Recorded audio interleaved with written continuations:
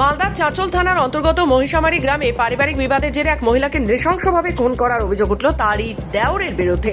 সোমবার গভীর রাতে ঘর থেকে রক্তাক্ত অবস্থায় উদ্ধার হয় বছর 40-এর মাজেদা বিবির দেহ।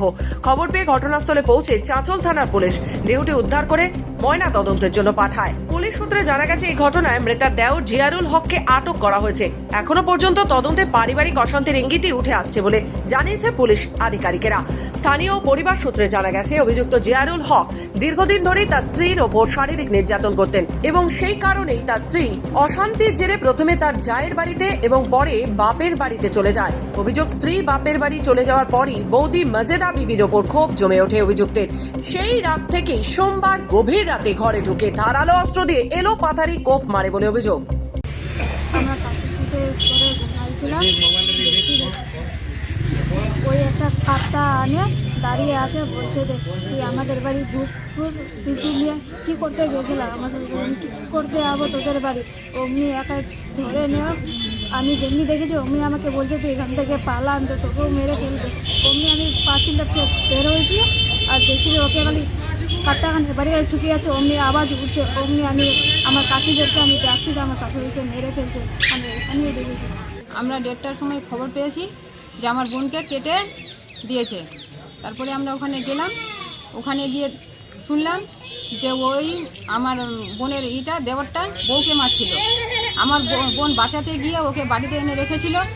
ওই এবার ওর বউটা মারের ভয়ে বাবার বাড়ি পালিয়ে যায়, সেই জন্যই ওই এসে আমার বোনকে কেটেছে। তো আমরা রাত 2টার সময় খবর পেলাম, 2টার সময় যাই দেখছি যে মার্ডার কীরকম, তো দেখছি যে পুলিশও হাজির হলো, আমরাও যে হাজির হলাম। তারপরে দেখলাম যে দেখছি এখানে কাটানো আছে আর এখানে মানে 4-5টি না জখম করেছে।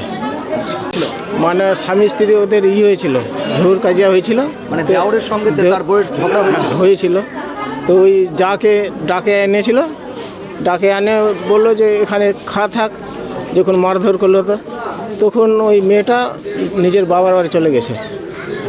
নিজের বাবার বাড়ি গেল, ওখান থেকে মানে এই রাগ হয়ে গেলো তলে যে আমার বউকে হেঁটেই শিকায় পাঠাইছে, শিকান্তরে ভাগে গেছে।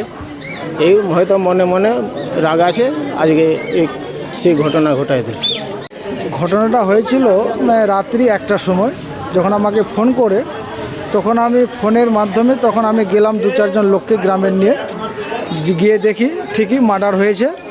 4-5টা কোপ দিয়েছে, গলা পুরো কেটে দিয়েছে। তারপরে আমি দেখি তো এই রাত্রে কাকে ফোন করবো, লাস্টে আমি প্রশাসনে ফোন করি।